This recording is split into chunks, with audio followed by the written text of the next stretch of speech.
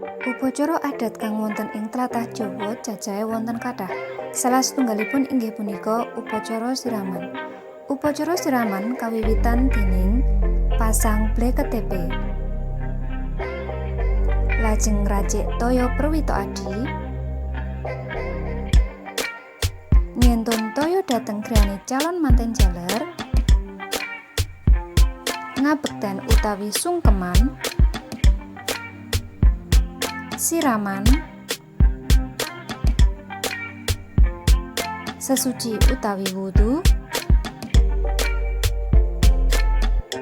pecah pamor utawi pecah kendi,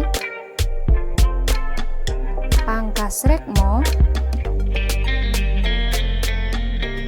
pondongan utawi gendongan, tanem rekmo,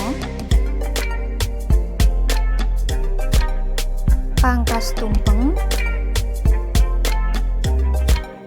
dulang pungkasan, lan ingkang kaping pungkasan yaiku dodol dawet. Mekaten tata urutan upacara siraman. Matur nuwun.